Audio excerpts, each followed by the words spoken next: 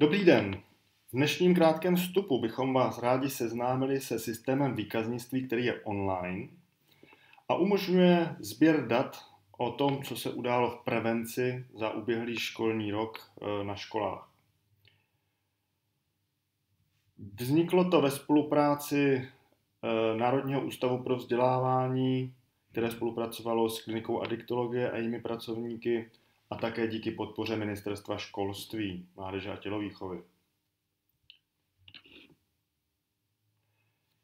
Online systém výkaznictví, kterému říkáme SVčko, tak má za cíl optimalizovat a snížit administrativní zátěž na všech úrovních. To znamená, jak u samotných pedagogů, kteří jsou v roli školního metodika prevence, tak u oblastních metodiků prevence, tak na krajské úrovni, a v podstatě tento systém může potom využívat i samotné Ministerstvo školství.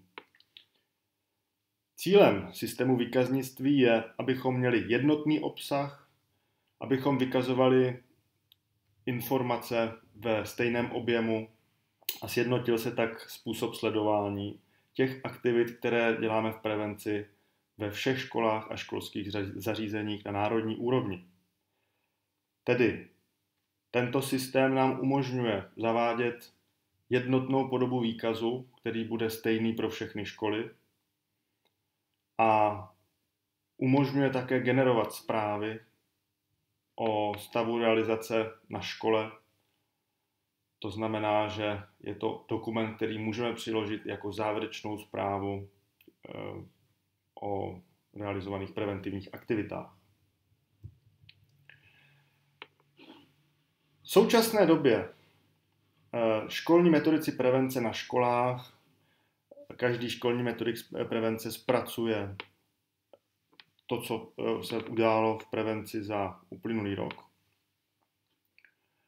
A tato data posílá oblastnímu metodikovi prevence v pedagogicko-psychologické poradně, který tato data agreguje a následně posílá na kraj,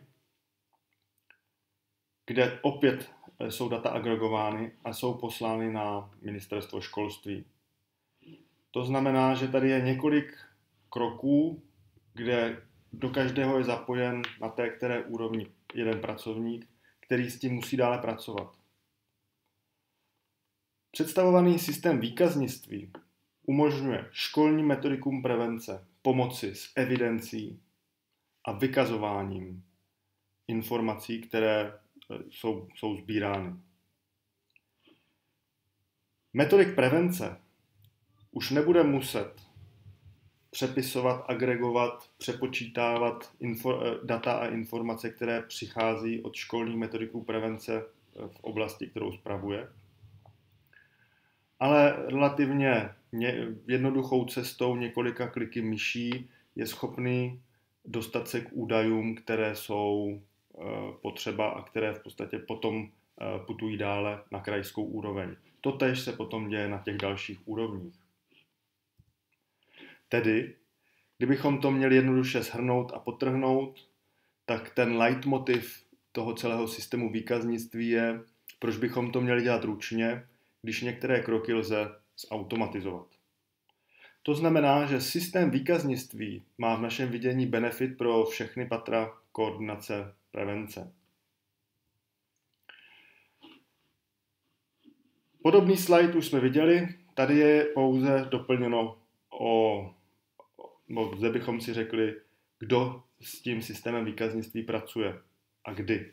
Takže školní metodici prevence na základních i středních školách používají systém výkaznictví zejména na konci školního roku, případně v září, kdy zpracovávají informace o preventivních aktivitách, které byly v uplynulém školním roce realizovány na škole. Samozřejmě se systémem výkaznictví lze pracovat v průběhu celého roku, takže můžeme tam ukládat co týden, co je nějaká akce, informace o tom, co proběhlo. To znamená, že na konci roku nemáme příliš mnoho práce.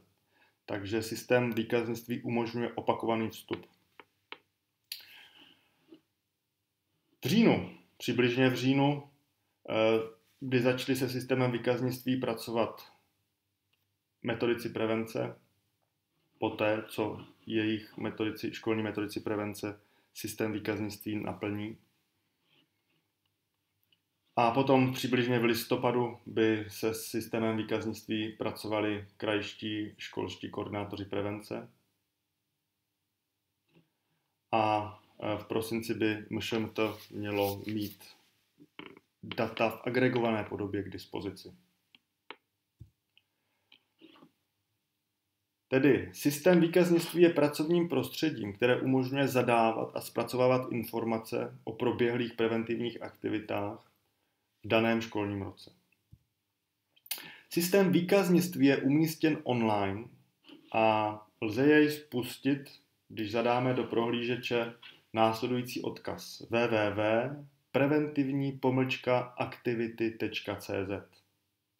A my si v dalším videu ukážeme, jak ten systém vypadá, jak se do něj dostaneme a jaký je výstup z toho systému výkaznictví z pohledu školního metodika prevence, tedy preventivního pracovníka na každé škole.